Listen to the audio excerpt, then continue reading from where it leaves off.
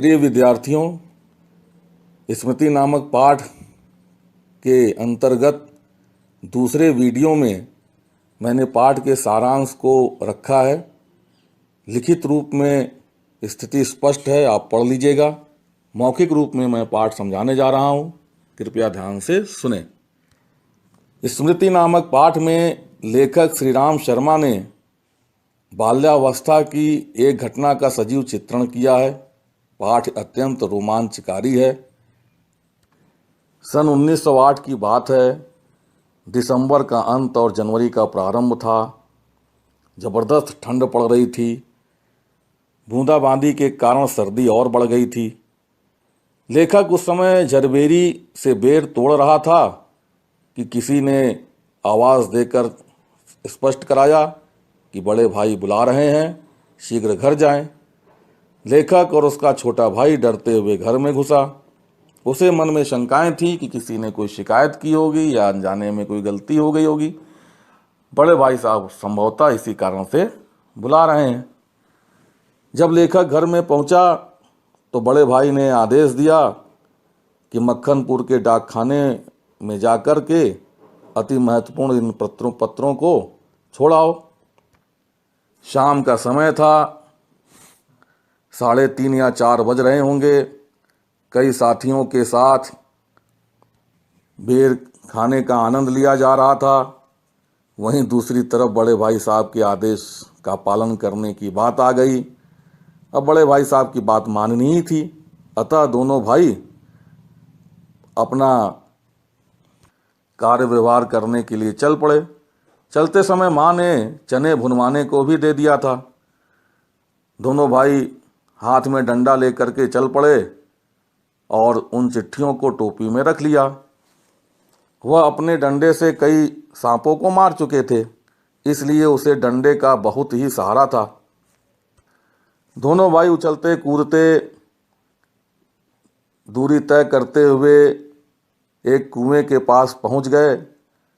उस कुएं में एक काला सांप रहता था। लेखक अपने स्कूल के साथियों के साथ कुएं में पड़े हुए सांप को कई बार देखा, उस पर ढेला फेंकते हुए देखा। बच्चे ढेले से उस सांप को मारने का प्रयास करते थे। ढेला लगते ही सांप फुफकार उठता था और इस तरह से बच्चों को अत्यधिक आनंद की अनुभूति होती थी। छोटे बच्चों को जब जितना समझ है उसके अनुरूप वो कार्य व्यवहार करते हैं। न तो उन्हें परिणाम की चिंता होती है और ना ही जो कार्य कर रहे हैं उसकी समझ। जीवों के प्रति दया करनी चाहिए। सभी जीव अपने अपने ढंग से जीवन जीते हैं। धरती पर सबको रहने का अधिकार है। कई बार बच्चों को इसकी समझ नहीं हो पाती। अब जैसे ही दोनों भाई कुएं के पास पहुंचे तो लेखक के मन में सांप की फुफकार का मजा लेने की बात आ गई, दिमाग में आई कि चलो हम भी आनंद लेते हैं। तो उन्होंने ढेला उठाया और टोपी को उतारते हुए कुएं में ढेला फेंक दिया। टोपी के नीचे रखी हुई तीनों चिट्ठियां कुएं में जा गिरीं। चिट्ठियां बहुत जरूरी थीं। लेखक को भाई की पिटाई का भी डर था। दोनों भाई यही सोच सोच करके रोने लगे। और प्रायः दुख के समय माँ की याद आती है, तो इन्हीं कारणों से उन्हें भी माँ की याद आने लगी। दिन छिपने को था, सूर्य ढलने को था। घर में पिटाई का भी डर था। लेखक ने कुएं में घुसकर चिट्ठियां लाने की सोच ली। छोटा भाई भी रो रहा था। उनके पास कुल मिलाकर के 5 धोतियां थीं।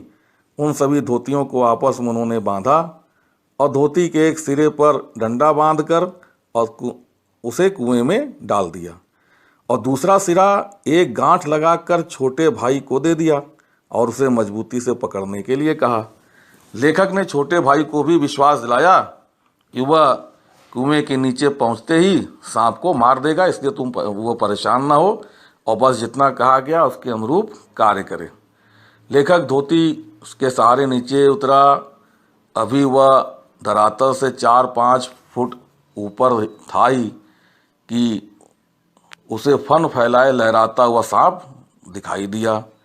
लेखक बीचों बीच उतर रहा था। डंडा नीचे लटक रहा था कुएं का धरातल अधिक चौड़ा न था, इसलिए उसे मारने के लिए लेखक उतना जरूरी था। सांप को मारने के लिए नीचे उतरना जरूरी था। उसे अपना पांव सांप से कुछ ही फुट की दूरी पर रखना पड़ा। अचानक अपने पांव कुएं की बगल पर टिका दिया। इससे मिट्टी नीचे गिरी। सांप ने फुफकार मारी।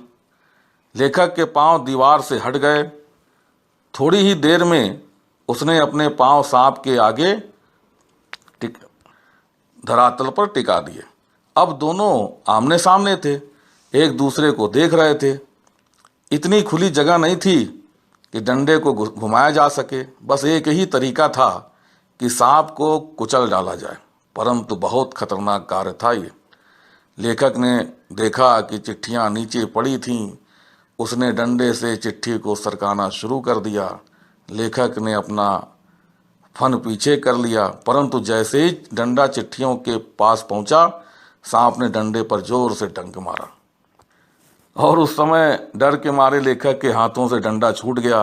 वह खुद भी उछल पड़ा। उसने देखा कि डंडे पर सांप के डंक के 3-4 निशान थे।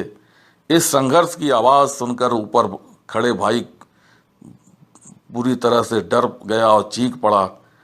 उसने सोचा कि लेखक का कहीं काम तमाम ना हो गया हो। लेखक ने लिफाफा उठाने का प्रयास किया तो सांप ने वार किया। सांप का पिछला भाग लेखक के हाथों से छू गया। डंडे के लेखक की ओर खींच आने से सांप का आसन बदल गया। लेखक ने तुरंत लिफाफे और पोस्ट कार्ड चुन लिए और उन्हें धोती के छोर में बांध दिया और छोटे भाई को उन्हें ऊपर खींच लिया। छोटे भाई ने उन्हें ऊपर खींच लिया। अब लेखक को ऊपर चढ़ना था। यह ऊंचाई 36 फुट थी। उस समय उनकी अवस्था 11 वर्ष की थी। इस चढ़ाई में उसकी छाती फूल गई और सांसें तेजी से चलने लगीं। ऊपर पहुंचकर वह काफ़ी देर तक बेहाल पड़ा था। लेखक ने 1915 में मैट्रिक पास करने के बाद यह घटना अपनी मां को सुनाई थी और मां ने उसको अपनी गोद में छिपा लिया। लेखक को वे दिन बहुत अच्छे लगते थे। बच्चों, अतिरिक्त जानकारी मैं अगले वीडियो में देने जा रहा हूं। कृपया ध्यान से समझिए। ना समझ में आए तो मैं संदेह दूर करने के लिए सदैव समर्पित हूं।